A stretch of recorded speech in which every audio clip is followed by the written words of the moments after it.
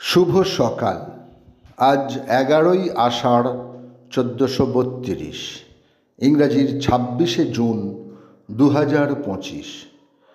26শে June 1838 নৈহাটির নিকটস্থ কাঁঠালপাড়া গ্রামে জন্মগ্রহণ করেন সাহিত্য সম্রাট বঙ্কিমচন্দ্র চট্টোপাধ্যায়।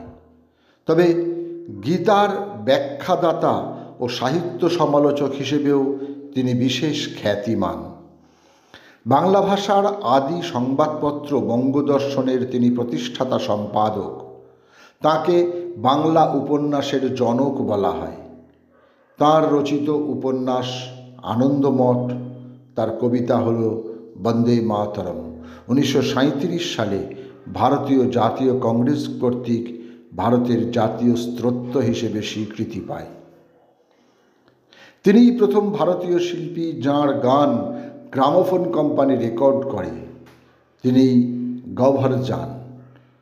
স্বনামধন্য ভারতীয় গায়িকা, হিন্দুস্তানি শাস্ত্রীয় সঙ্গীতের গজল, দাদরা ও ঠুমরি গোত্রের গানের এক বিরল শিল্পী। 26শে জুন 1873 বর্তমান ভারতের উত্তরপ্রদেশের আজমগড়ে তিনি জন্মগ্রহণ করেন।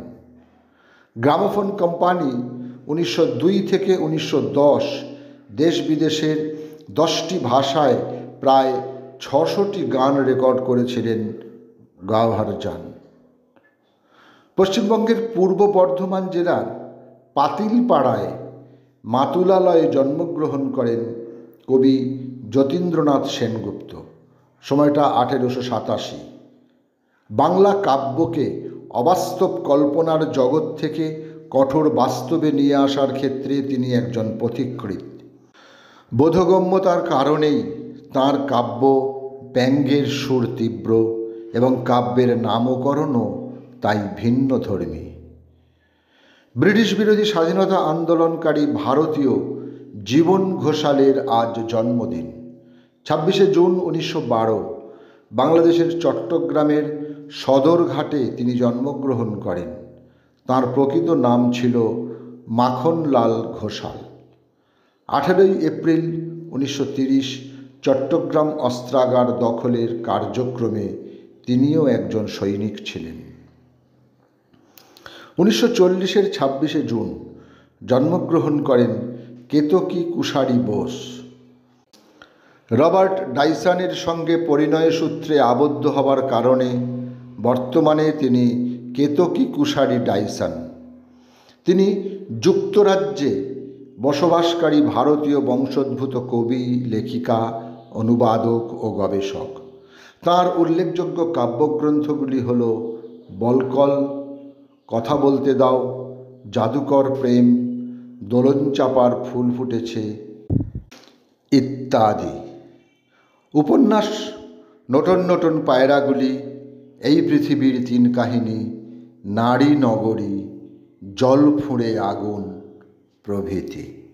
দক্ষিণ 24 পরগনার ন্যাতরায় জন্মগ্রহণ করেন খ্যাতনামা ভারতীয় বাঙালি শিশু সাহিত্যিক যোগীন্দ্রনাথ সরকার, যার অগ্রজ ছিলেন নীলরতন সরকার।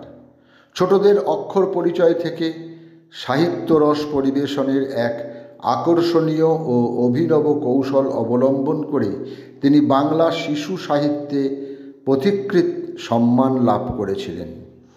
বাংলা শিশু সাহিত্যের অন্যতম শ্রেষ্ঠ ছড়াকার বলেও তিনি সম্মানিত। আজ তাঁর মৃত্যুদিন। সময়টা 1937। সকলকেই আমার আনত প্রণাম।